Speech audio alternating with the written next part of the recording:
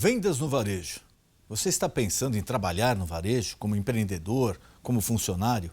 Como o varejo se comporta na atual crise? O nosso convidado de hoje é Caio Camargo, ele é especialista em vendas no varejo. Daqui a pouquinho, no Ponto de Equilíbrio.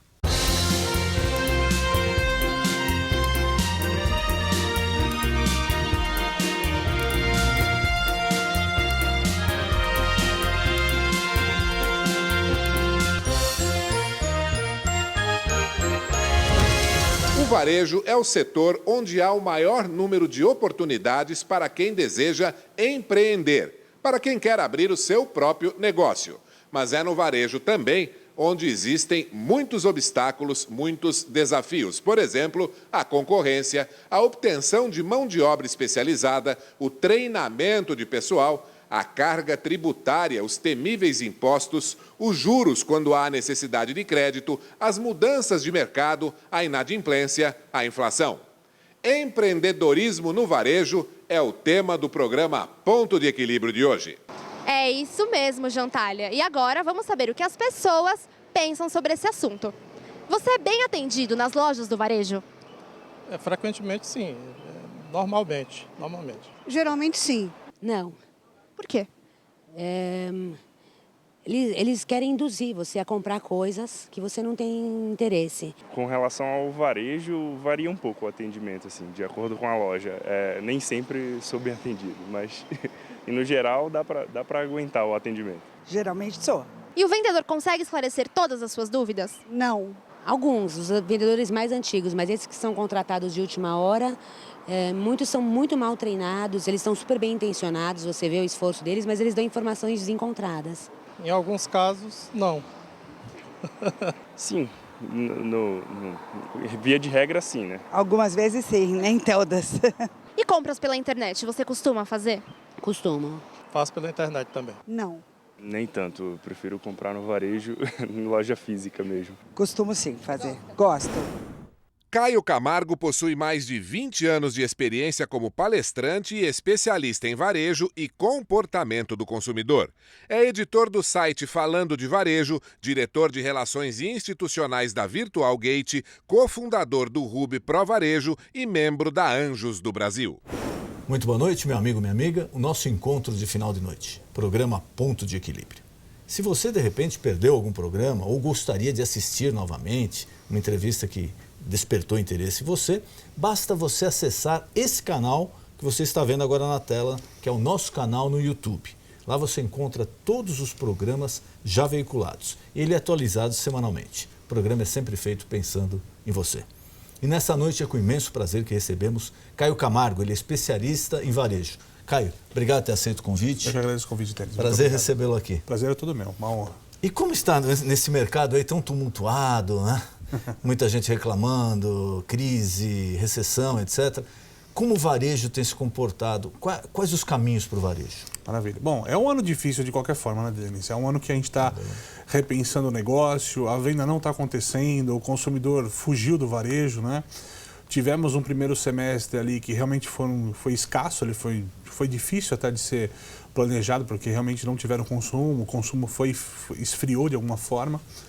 E a gente teve uma certa retomada de otimismo no começo do segundo semestre, né? E que está combinando agora com essa questão da Black Friday, que teve agora no novembro agora passado. Pegou isso aí no Brasil de verdade ou... Essa é uma questão complicada, né? Black Friday ele nasceu praticamente no varejo online, né? Nos últimos 2 anos a gente enxergou que o movimento começou, o varejo físico adotou isso muito forte, tá? E nesse último ano, principalmente no final do último ano e tal, a gente começou a observar que, assim, uma certa até vulgarização do tema, né? Então, eu costumo brincar, até a tia que vende empadinha na praça estava fazendo Black Friday. Muita gente falando, né? É metade do dobro, né? Porque disse que aumentava o preço, Exato. Depois falar que baixaram. Exato. O fato é o seguinte, Black Friday, o consumidor estava buscando oportunidade e não preço ou produto, tá? Então, quem ofereceu oportunidade conseguiu vender de fato, tá? Houve um sucesso muito grande do varejo online. O varejo online conseguiu vender até 60% mais pedidos do que o ano passado. E o varejo físico, os anos anteriores eles começaram a brincar com Black Weekend, começaram a tentar estender essa história. E esse ano isso não foi muito válido, tá? Tivemos uma sexta-feira boa para o varejo, mas praticamente igual ao ano passado. Um sábado um pouquinho pior e um domingo ruim, tá? Isso foi a tônica do varejo como um todo. Então, o que acontece é o seguinte, Black Friday veio para ficar. Ele não vai sair do varejo, até pelo sucesso do varejo online e pelo tamanho do varejo online que tem no Brasil, 4%, que é o que ele pode crescer ainda no mercado, dificilmente a gente se livra dessa data. A questão é, o varejo físico vale a pena entrar nessa história? Ainda o passe para algumas marcas é muito caro. Muitas marcas não souberam comprar direito para poder vender com a margem necessária ou criando a oportunidade esperada do Black Friday. Esse ano o consumidor foi um pouquinho mais atento. 2 semanas anteriores, a gente monitorando, olhando o tráfego de lojas e tal, percebeu que o consumidor foi mais à loja para pesquisar do que para comprar antes do Black Friday. E ele chegou no Black Friday um pouquinho mais vacinado contra esse efeito. Teve gente até que andou postando, né? O preço, ele foi lá na loja, tirou a foto do produto, depois o anúncio do Black Friday, com o preço lá em cima e voltando praticamente para o preço. Exatamente. Então, assim, original. eu costumo brincar, não tem mais espaço para malandragem. Acho que assim, o varejista, aquela tônica antiga do varejista, que ele é um pouco malandro e tal, isso acabou. Né? Com tanto meio digital, com tantas maneiras e canais para a gente viralizar muito rápido a informação, seja positiva, seja negativa, né? Eu acho que a gente não tem mais espaço para querer ser malandro no Brasil, isso, principalmente no varejo. Ainda haverão aqueles que ainda vão querer brincar com essa história, mas acho que não tem tanto espaço. Mas de fato, assim, é uma data que veio para ficar e assim, tem lá o seu efeito. Eu acho que para muita gente, né? O Black Friday ele foi quase uma boia de salvação, né? A venda estava ruim, eles tentaram jogar no Black Friday, a última tentativa de dar um fôlego. Porque coincidentemente ele surgiu no Brasil já num período de crise, um pouquinho antes da crise, né? Assim, o efeito do varejo físico é 2013, tá? Antes disso você tinha alguns ensaios nos 2 anos anteriores, que era muito mais o varejo eletrônico imitando o varejo americano. Pegava a mesma data e copiava e tentava ver se dava algum efeito. O fato é que a gente criou um Godzilla que a gente não consegue matar hoje. Então, assim, hoje se o varejista falar assim, eu não quero brincar de Black Friday, os outros vão estar brincando. Mesmo se todo o mercado resolver dar um passo para trás com essa história, alguém vai querer fazer essa história levando vantagem um pouquinho nessa história. O grande problema do Black Friday é que ele representa uma antecipação de compras também. Não é só um momento de compra, uma sazonalidade. Essa antecipação está prejudicando de alguma forma o Natal. Natal, porque é muito próximo, né? É muito próximo, o estoque às vezes é o mesmo, tá? Então, às vezes o cara vende tanto no Black Friday que não tem nada para vender no Natal, está acontecendo com alguns varejistas, tá? Mas o fato é que aquela importância do Natal para compra, a gente tem cada vez mais o Natal da lembrancinha, né? Se a gente somar um fator crise nessa história, podemos falar que além da lembrancinha, não são para todos os parentes e amigos esse ano, né? Só o círculo próximo que vai receber, né? Então, assim, é mais ou menos isso que está acontecendo nessa questão do Black Friday. Você falou de as vendas em varejo online, representa quanto? 4%, é isso? Até 4%, 5%. Esse número é questionável, depende do departamento, depende do instituto. É muito pouco, né, Caio? Sim, mas perto do que acontece lá fora? Perto do que acontece lá fora, sim, mas não é tão diferente. Lá é 10%, 11% as taxas, isso obviamente sempre crescendo, tá? Mas não é um mercado que a gente está tão distante do mercado americano. O consumidor brasileiro, ele está mais maduro, né? Então, assim, e para comprar online antes você precisava do computador. 10 anos atrás o cara precisava ter um computador na casa dele e era difícil o cara ter computador. Banda larga. É difícil ter banda larga. Então a gente tem cada vez mais acesso a isso. Hoje a compra, particularmente, ela é feita quase toda em celular. Né? Muita gente fecha a compra, inclusive, pelo celular. Então, assim, a gente está maturando esse processo no Brasil de uma maneira muito rápida. Então, rapidamente, a gente está evoluindo esse mercado e, assim, tem mercado para todo mundo nessa história ainda, mesmo para os pequenos. E as vendas do varejo? Como elas têm se apresentado agora? Porque houve uma mudança, né, de filosofia, além da crise, né, além da contenção do mercado. E o profissional de venda no varejo? Ele passou por uma transformação também no Brasil, não? Ele ainda não passou, mas ele precisa passar, inclusive para sustentar essa indústria do varejo. Eu costumo defender, Denis, um negócio muito importante. O profissional de varejo ele ainda se enxerga o emprego de varejo da mesma forma que ele enxerga o emprego de uma indústria. Né?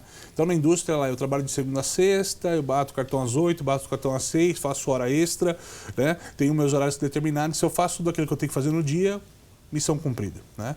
O varejo não funciona dessa forma. Né? Eu costumo brincar com alguns varejistas em palestra também, a gente fala sobre isso. Fala assim, olha, você tem um vendedor que você pede para ele buscar clientes, ajudar você a buscar clientes. O vendedor imagina que aquilo é um papel só do patrão. Para que eu vou arranjar cliente para o meu patrão? Eu tenho que ficar aqui nessa posição esperando o cliente entrar na loja. Eu vou tirar o pedido. Função. Né? E o cara fala assim, mas eu entro no horário certo, eu saio no horário certo, etc, etc. Quando aquele cara vai embora, certo? Às vezes ele vai trabalhar num porta a porta, uma Natura, um Boticário, etc tal, e ele vai ter que buscar cliente para sobreviver. O ideal desse novo profissional do varejo é ele entender esse ambiente de vendas como um grande showroom dele. Olha, eu estou te levando na minha loja, você pode comprar qualquer coisa que está aqui em volta, né? Aqui você posso te mostrar o produto, eu posso te entregar diretamente o produto, né? A gente tem uma relação melhor dessa história. Mas não essencialmente eu preciso vender na loja. A loja não é o único espaço, principalmente quando a gente fala dessa questão online, da questão do celular, do mobile, né? As marcas hoje, elas são onipresentes. Elas estão presentes em todos os lugares ao mesmo tempo. Eu, como marca, eu tenho que me posicionar no melhor canal possível ao meu cliente. Esse é o fato. O que a gente nota muito no Brasil, às vezes você entra, eu falo aqui como consumidor, né? Você Claro. vai até o shopping, você procura por um produto. Aí a pessoa vem, te atende, olha, não tem. Mas o que eu noto é que, por exemplo, falta aquela iniciativa de falar, bom, olha, eu não tenho especificamente isso daqui que o senhor está pedindo. Mas eu tenho algo que é mais ou menos parecido, só quero dar uma olhadinha, eu vou trazer aqui, Exato. sem compromisso. Só... Não, parece que é assim, tem, ela vai lá, confere. Não tem. E aí a gente tem inúmeros casos. A gente precisa ter um programa de 3 horas para me contar alguns casos que a gente tem listados ao longo do tempo dessa questão do atendimento. Uma coisa que eu costumo falar muito forte na questão de atendimento, e isso é muito importante quando a gente fala de varejo, é que não existe o tal do dar uma olhadinha. Você falou, vim dar uma olhadinha na loja, né? Isso é uma prática que é uma cultura de mercado que eu venho tentando quebrar, né? A gente vem tentando quebrar essa cultura porque ela tem que ser desmistificada. Explico. Você vai comprar um sapato numa loja, certo? Você olhou de longe do corredor da vitrine, se interessou por aquele produto e resolveu, né? Olhou de longe e resolveu entrar na loja. Você entrou na loja, vem o vendedor Caio, falou, tudo bem, Denis, tudo bem, qual é o seu nome, Denis, né? Me apresentei a você e eu falei, posso te ajudar? Você fala assim, só estou dando uma olhadinha, porque você não quer ser importunado. Você Exato, colocou uma barreira falando assim, me deixa à perguntar muita vontade, coisa. me deixa à vontade enquanto eu escolho o produto. Olha que você olhou aquele produto mais próximo, ele não estava mal acabado, ou o preço dele estava muito caro. Você olha para mim, dá um sorriso, né? Um sorriso simpático, fala muito obrigado e vai embora. Se meu gerente encosta e fala por que você foi embora, eu falo, ele estava só dando uma olhadinha. Quando na verdade você foi embora porque você não gostou do produto e não gostou do preço, talvez. Exato. Então assim, o fato é que quando a gente fala que o cliente, a gente está perdendo o cliente, porque os clientes só vêm dar uma olhadinha, é porque a gente não tem de fato a menor ideia porque nós estamos perdendo o cliente todo dia. Tem alguma coisa errada. E isso é um fato muito importante. Não há quem entre numa loja sem intenção de compra. Se você não tem intenção de comprar com aquela marca ou de consumir aquele produto, você fica pelo corredor ou pelo calçadão. Você não precisa entrar na loja. Se você entrou, alguma coisa te chamou a atenção. Alguma coisa chamou, eu gosto dessa marca e se tiver uma oportunidade eu quero comprar. Uma livraria, por exemplo, que a gente costuma entrar meio, né, ao acaso. Se tiver alguma coisa oportuna, eu gosto do ambiente de livraria, né? Então, assim, se tiver uma coisa oportuna, eu vou comprar. Então é uma questão de ter oportunidade. Se alguém me abordar, pode me oferecer uma oportunidade, assim como você está colocando. Não tem esse produto, mas eu tenho esse produto equivalente, né? Então, assim, é uma questão que todo mundo que entra tem intenção de compra. Não existe frase feita de vendas. Não existe, essa frase funciona, essa frase não funciona. Como é que eu abordo? Você tem que abordar com empatia. Você tem que entender quem é que está comprando, quem é que está entrando na loja e o que esse cara veio buscar com a sua marca. E o próximo que entrar vai ser totalmente diferente do que entrou no anterior. Entendeu? Assim, e é assim que a gente funciona. Cada um é cada um. Cada um, é um indivíduo. E as vendas? A venda por impulso é de maior percentual ainda ou não? Ou hoje em dia o consumidor ele vai numa loja que ele já pesquisou antes, ele vai lá para dar mais uma pesquisada ou para checar ou para manusear o produto? Isso é relativo. Venda por impulso ou é um atendimento exemplar, como você colocou, de realmente oferecer essa oportunidade e ativar esse impulso do cliente, ou ter um ambiente de loja, né, um layout, um merchandising bem trabalhado, que fomente essa questão da compra por impulso. Uma ilha bem montada, um cartaz de preço bacana, né, chamativo, né, algo que desperte atenção, algo que seja uma isca, um aspirador de gente. Né? Aí você consegue criar essa compra por impulso. Ela é uma compra importante ainda no negócio, tá? Mas em tempos escassos a gente está contando dinheiro, então o cara já entra um pouco mais definido, menos suscetíveis ao impulso do que no passado, é o fato. Porque às vezes a pessoa entrava para comprar um item, ou comprar essa caneta aqui, mas ele achava já um relógio, ou alguma outra coisa, uma coisinha, hoje o cara fala, preciso comprar uma camisa. Aí você oferece duas, não, preciso comprar uma camisa. Então assim, eu vou focar em uma camisa, porque o que eu posso comprar hoje é uma camisa, e deu. Então assim, a pessoa entra muito mais focada hoje, porque ela sabe que qualquer coisa que saia um pouquinho fora dessa linha, principalmente consumidores mais populares, lojas que trabalham com consumidor mais popular, principalmente se começa a sair muito dessa linha, vai faltar dinheiro em casa. Então a gente tem que ter esse cuidado hoje também. Qual o conselho que você daria ao empresário varejista e ao profissional que trabalha no varejo hoje As dicas para tentar, dentro dessa conjuntura financeira complicada aí que o país está atravessando, que ele poderia tentar inovar, trazer alguma coisa de novo? A primeira dica, na verdade, é o seguinte, é se mexer. Não dá para o varejista, para o empreendedor hoje ficar esperando essa crise passar e uma hora isso vai melhorar. É 2017, é 2018, ficar vendo nos principais jornais. Só que você tem conta para pagar. Exato, não é que a conta tá nesse não para mês. também. Então, assim, a questão é não ficar parado, a questão é buscar ser diferente, é buscar sair do marasmo, criar. Tá lá, a gente tem uma série de questões de redes sociais que é possível usar hoje, a grande maioria delas hoje gratuita, tá? É uma questão de empenho, né, de esforço e não de dinheiro nessa história. Você está ali, o próprio bairro em si, você trabalhar o bairro, trabalhar a tua comunidade para tentar movimentar. Assim, as pessoas querem oportunidades, tá? Então, se a gente conseguir oferecer oportunidades, a gente consegue criar. Eu tenho um termo que eu uso, que eu gosto muito quando eu falo de varejo, principalmente de promoção, que é sensação de oportunidade única. Se você não cria a sensação de oportunidade única, o cara não compra. Entendeu? Assim, você tem que criar essa sensação para estimular essa venda. Tá? Aí vai estimular o impulso, vai estimular essa compra maior, etc. É aquela história, é só hoje, né? Exato. Hoje está todo mundo parado, alguém faz festa, nós vamos olhar para quem está fazendo festa, não para quem está parado. Entendeu? Assim, então, esse é o ponto. A gente tem que se movimentar, a loja tem que estar viva. A loja tem que estar viva o tempo todo. E em relação ao exterior, o que eu noto um pouquinho no atendimento, realmente eu acho que aqui o brasileiro ele ainda está um pouquinho para trás. Como você falou, nessa interface aí com o consumidor, de oportunidades, tudo, mas do modo geral, o varejo brasileiro perante o resto do mundo, ele está bem situado, bem localizado? A diferença é que o consumidor brasileiro ele gosta de ser mais paparicado que os outros consumidores, né? Em outros países a gente tem um consumidor um pouquinho mais objetivo na compra. Ele chega para comprar, pega, passa no caixa, ele às vezes não quer tanto tempo, não quer o paparico. E o brasileiro, a gente tem essa questão da conversa de balcão, de ser todo mundo amigo, desse calor humano, né? A gente fala, é difícil falar de atendimento sem falar dessas questões brasileiras, né? Então assim, a gente não tem um cara que gosta de ser atendido seco. Então, assim, se eu te atender de maneira objetiva seca, você vai achar isso como um mau atendimento. Mas isso não está normalmente atrelado, pelo menos o que eu sinto como consumidor. Está atrelado no seguinte: quando existe uma certa crise, uma dificuldade de venda, eles são mais solícitos, etc. Mas naquela época que está vendendo, parece que eles se tratam, olha, é isso aqui, quer, não quer, porque lá atrás já tem um que quer. Tem isso também deles, mas tem uma matemática que às vezes não funciona em RH, tá? Em treinamento, etc., que é incrível. Eu já fui de chão de loja durante muitos anos e é incrível o que acontece. Nem sempre o vendedor que vende mais é aquele que melhor atende, tá?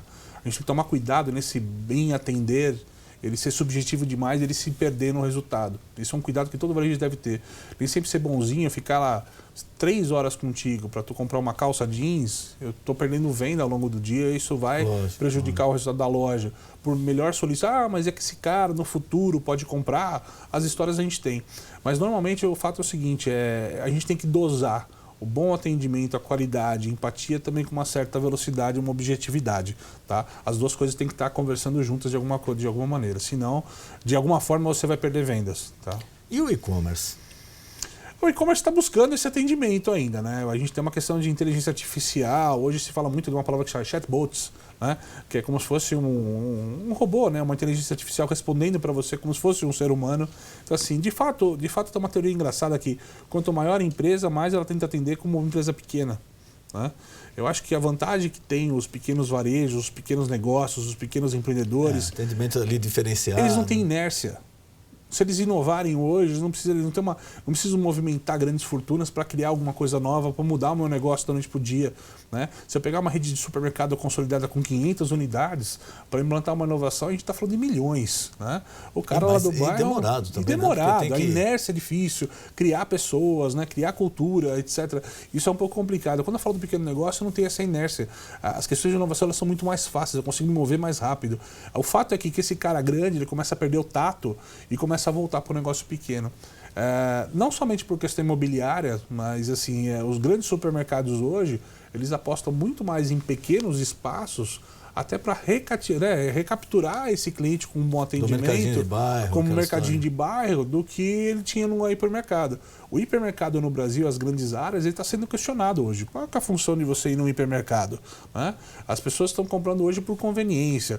embora a inflação está alta, ela está retomando, etc., tem essa briga com a inflação. A gente não era viveu, aqueles patamares de a gente 20 viveu anos épocas atrás. que a compra de mês ela tinha já sido, né, extinta. Ela está retomando aos poucos essa história, mas ela tinha sido extinta. Então, quando não tinha compra de mês, era bom ter um hipermercado que tivesse tudo no mesmo lugar. Hoje a minha compra principalmente é de conveniência. A compra das pessoas eu vou no açougue comprar carne, vou na padaria comprar um pãozinho, eu vou ali comprar um queijo, eu vou ali comprar um vinho. As pessoas vão comprando convenientemente. Então, isso tem mudado a maneira como a gente enxerga o mercado também. E aquelas pessoas um pouco mais velhas, que já não têm tanta facilidade na internet, né? Eu falo isso porque, às vezes, aconteceu com um membro da minha família, mais idoso, que ele foi a uma loja para comprar o produto, quando chegou lá não tinha o produto na loja. Aí o vendedor falou para ele, não, mas não tem problema, só vai para a internet e compra lá. Ele ficou olhando para a cara do vendedor, como falando, acho que ele não tem nem computador em casa. Exatamente. Quer dizer, eu acho que isso daí também é uma falta de tato, de habilidade, de falar, olha, principalmente quando você vê uma pessoa já na terceira idade... Eu faço a compra para você vem, passa o cartão, a gente resolve essa história. O senhor quer fazer aqui dentro da loja, nós vamos para o computador aqui, para ver se é isso que o senhor quer fazer. Ele pura e simplesmente falou, não, isso daí o senhor vai lá e compra pela internet. Virou as costas e foi embora. O grande problema do chão de loja que a gente diz é exatamente isso. Você pode ter lá um dono do negócio que ele é exemplar, sei lá, um palestrante, ele é famoso, etc. Tal, uma diretoria fantástica embaixo desse diretor, desse presidente, gerentes ótimos, mas quem faz a venda é o vendedor, é na unha o negócio, né, do varejo. O resultado do Excel é criado para aquele cara que tomou o ônibus lotado, tá bravo, ligou com a esposa, tal. Ele não é o gênio da empresa, ele está lá embaixo no negócio e esse cara, essa formiguinha que está gerando o número de vendas no seu dia. Criar uma cultura para esse cara, né? Trabalhar um treinamento, mostrar para esse cara, é difícil. A gente está falando de aumentar a base da pirâmide e lá embaixo você tem uma escala grande de trabalho. Treinamento, às vezes, que seria para 1 é para 1.000, para 2.000, etc. Isso começa a ter algumas complexidades para você criar com certa qualidade. E para quem está, agora o nosso telespectador, de repente está pensando em pequeno empresário, começar com um varejinho, quais os conselhos que você dá a ele? Eu acho que a primeira coisa assim uma coisa que mudou muito no Brasil, tá?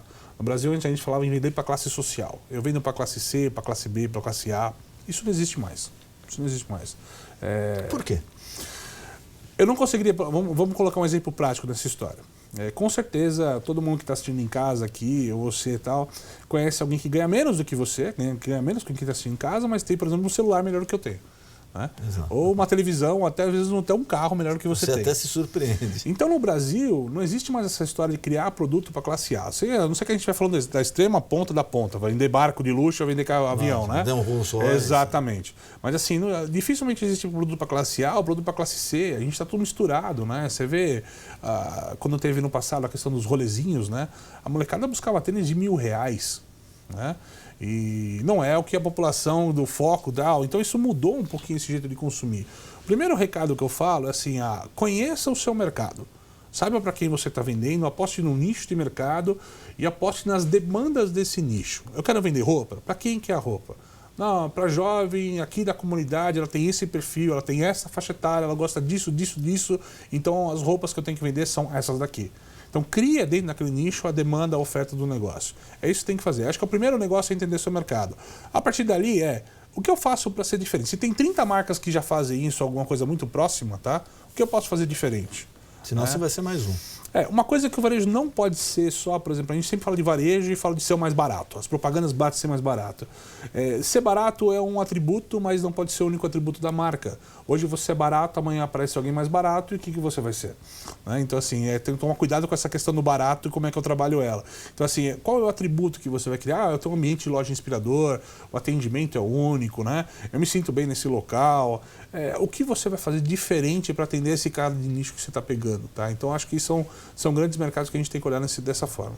Um amigo meu que trabalhou muito tempo em vendas, ele tem uma frase que eu acho maravilhosa, que ele fala, o vendedor, ele procura, é como procurar um emprego novo todo dia. Exatamente. Exatamente. Né? Porque ele não tem aquela estabilidade, né? De, show, vou passar só, meu salário vai estar lá no final do mês, etc. Quer dizer, é sempre um desafio, uma batalha. Mas fala um pouquinho para você, parece que você publicou agora um livro. Exatamente. Bom, eu sou autor editor, né, de um site que é o Falando de Varejo, já está há 8 anos no ar, o site está uma média de 250 mil leitores mês, convido todo mundo a acessar, falandodevarejo.com. Agora com o canal no YouTube também, esse ano eu comecei a trabalhar esse canal de vídeo um pouquinho, porque é uma mídia importante, inclusive para quem está pensando em empreender, é uma mídia importante para mostrar o que você vende, o que você faz, produto, uma maneira de viralizar isso de uma maneira muito interessante. E nesses 8 anos de varejo, né, de blog falando de varejo, uma série de artigos focados a esse tema, né, onde ensina desde montar a loja, atender bem, a fazer uma boa gestão. E eu resolvi compilar boa parte desses artigos, os mais específicos, num livro que chama Arroz, Feijão e Varejo, né, que brinca com arroz, feijão e mistura, né, que é fazer o básico, mas ter alguma coisa diferente no meio da história. E o diferente é você inovar no varejo de alguma forma. E ensinando o pequeno empreendedor como é que ele cria aí saltos de qualidade, como é que ele pode buscar questões diferenciais, como é que ele pode realmente vender um pouquinho mais no seu negócio.